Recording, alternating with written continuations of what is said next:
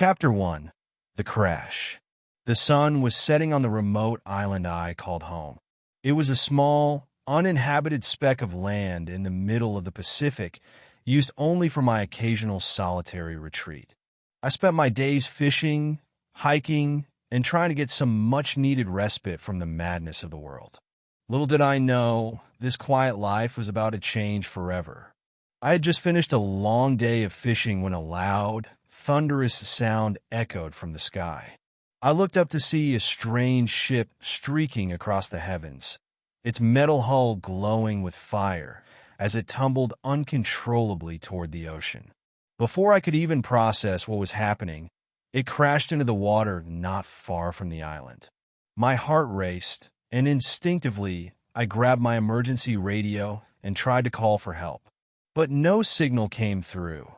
The storm that had started brewing seemed to have cut off all communication. I ran to the beach, adrenaline pumping through my veins.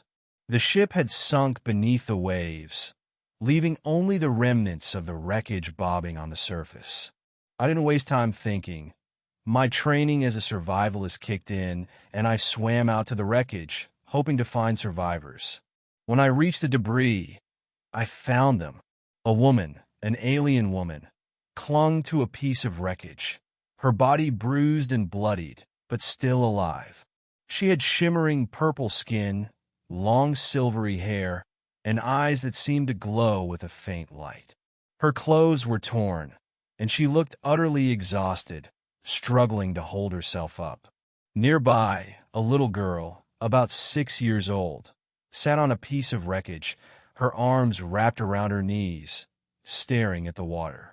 Her alien features were similar to her mother's, though softer, more childlike.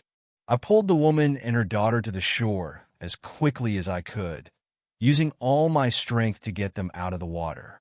As I dragged them to safety, the woman barely stirred, her breathing shallow.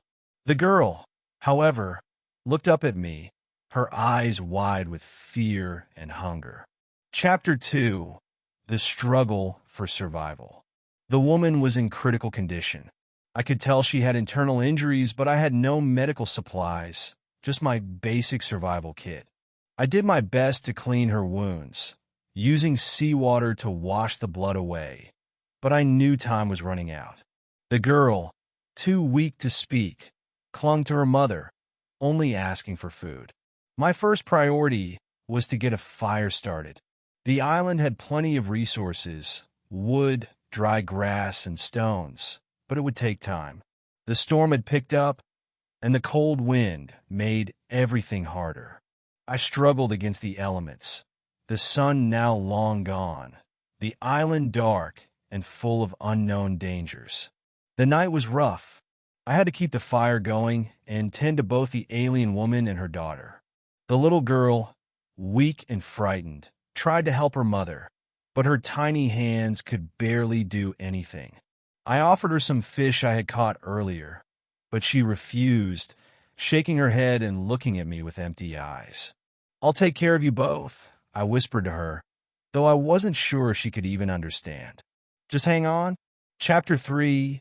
A Quiet Bond. The next morning, the woman was still unconscious, but she was alive. The little girl had eaten some of the food I'd prepared, but her eyes still held the sadness of someone who had seen far too much for her age. She clung to me more now, trusting me without understanding why. I set out to forage for food and fresh water, building a small shelter out of palm fronds and rocks, doing whatever I could to keep the two of them safe. It became clear that the woman, whom I learned was named Zara, was a member of an alien race called the Zithari. Their people were explorers, travelers who journeyed between the stars, seeking knowledge and peaceful contact with other species.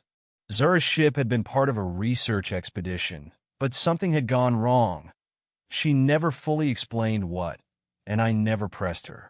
All that mattered was that she and her daughter, Nyra, were now stranded with me. Over the next few weeks, Zara began to recover, though her injuries left her weak. I helped her whenever I could, but the island's isolation combined with the growing distance between her and the rest of her people, made her more withdrawn. She spoke little, only communicating when necessary.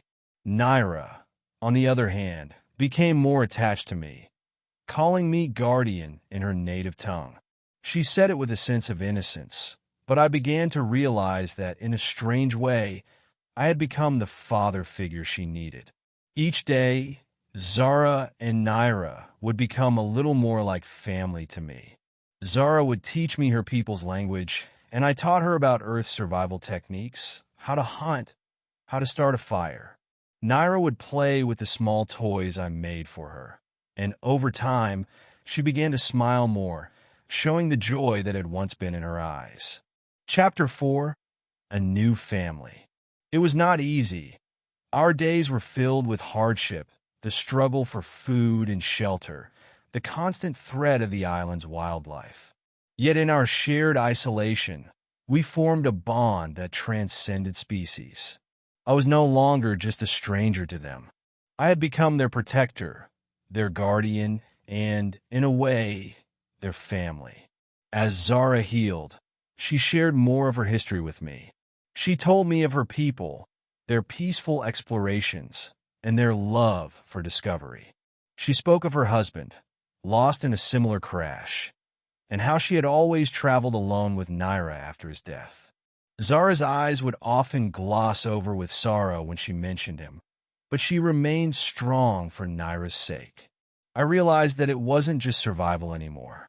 It was about building a future, one where we could survive together, where I wasn't just taking care of them, but we were a family. As the months passed, our home on the island began to feel less like a place of survival and more like a place of belonging. One day, as the sun set over the island, Zara placed her hand on my shoulder and spoke softly. "You have saved us, guardian," she said. "You have become family." I looked at her, at Nyra, and then out over the horizon. We were stranded, yes, but we had each other. And in that moment, I knew I would do whatever it took to protect them, to make sure they were never alone again. Chapter 5: The Promise. Time passed, and rescue seemed more and more like a distant dream. Yet, in our small, isolated world, we found peace. Zara and Nyra were my responsibility now, and I would never abandon them. Together, we forged a life on that island, building, growing, and living as a family, even though we were light years away from the rest of the universe. Zara's people may never find us, but as long as we had each other, I knew we would survive. And that was enough.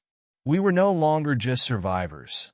We were a family, a human, an alien widow, and her little girl, bound together by circumstances, but stronger for it.